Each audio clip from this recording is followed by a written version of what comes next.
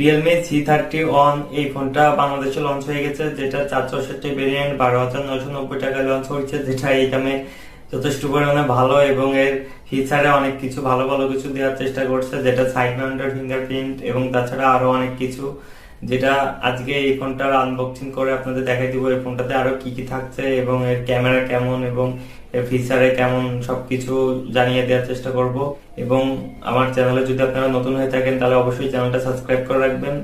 Facebook page থেকে দেখে থাকলে অবশ্যই পেজটা ফলো করে রাখবেন। তো আমি সাথে আপনাদের সাথে রয়েছি বিডি ফোন টিপসে। তো চলুন আর দেরি না করে আজকের ভিডিও শুরু করা যায়।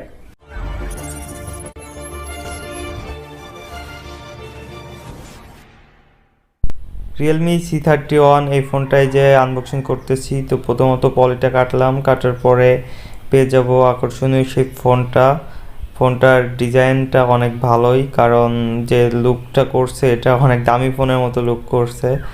তো তারপরে যাই হোক, এখন ওটা অন করলাম, অন করার পরে পিছন পার্ট দেখছেন, মানে কালারটা ওপি এবং অনেক ভালো। এটাতে 10 ওয়াটের একটি চার্জার দিছে এবং টাইপ বি পোর্টের কেবল, মানে টাইপ বি পোর্টটা না হয়ে সি পোর্টটা হলে ভালো হইতো।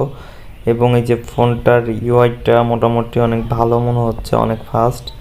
তো দেখতে পাচ্ছেন আমি একটু নাড়াই দেখাচ্ছি, এবং ক্যামেরাটা দেখাইতে গেলে ক্যামেরাটা কিন্তু অনেক ভালো, এবং দেখতে পাচ্ছেন ক্যামেরাটা কিন্তু অনেক ভালো একটা ক্যামেরা, যেটা আমার কাছে অনেক ভালো লাগছে এই বাজেটের হিসাবে। এখন বলবো এই ফিচারে কি কি থাকছে। এর প্রসেসর সেকশনে দেওয়া হয়েছিল ইউনিসচের T612, যেটা 12 ন্যানোমিটারের উপরে তৈরি একটি প্রসেসর, যেটা ক্লক স্পিড 1.8 GHz। এটি একটি অক্টাকোর প্রসেসর। এর ক্যামেরাতে দেওয়া হয়েছিল মেন ক্যামেরাতে 13 megapixel plus 2 megapixel plus 0.3 megapixel, এবং সেলফি ক্যামেরাতে দেওয়া হয়েছিল 5 মেগাপিক্সেল, যেটা আমার কাছে একটু কম মনে হয়েছে।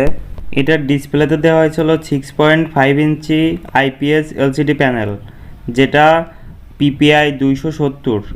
ডিসপ্লের রেজুলেশন কোয়ালিটি মোটামুটি ভালোই হবে, মানে লাইট ব্রাইটনেস সব কিছু মোটামুটি ভালোই, কিন্তু আমার কাছে বাস্তবে একটু কম মনে হয়েছে। তো এর থেকে আর একটু বেটার করলে ভালো হতো। এটার ব্যাটারি সেকশনে দেওয়া হয়েছিল 5000 ব্যাটারি এম্পিয়ার, যেটা এই রেঞ্জের বাজেটে সব কিছু মিলাই ঠিকই আছে, কিন্তু এর চার্জার দেওয়া হয়েছিল 10 ওয়াটের টাইপ বি পোর্টের একটি চার্জার, যেটা আমার কাছে একটু খারাপ মনে হয়েছে, কারণ সি পোর্ট দিলে অনেক বেশি ভালো হইতো। এটি আউট অফ দ্য বক্সে পেয়ে যাবেন অ্যান্ড্রয়েড 11-এর আপডেট এবং রিয়েলমি ইউআই 2.0, যেটা অনেক ভালো একটি ইউআই এবং অনেক ফাস্ট, আমি যেটা বুঝলাম এবং চালিয়ে দেখলাম ফোনটা। তো সেই হিসাবে প্রসেসর 12 ন্যানোমিটারের একটি প্রসেসর এবং ইউনিসচের, সেটার সাথে ইউআইটা অনেক ভালোই খাপ খাইছে এবং অনেক ফাস্টলি ফোনটা চলতেছে, যেটা দেখা গেছে, আমি বুঝতে পারছি। তো সেই অনুযায়ী আপনারা ফোনটা অবশ্যই খুব সুন্দরভাবে এই দামে নিতে পারেন।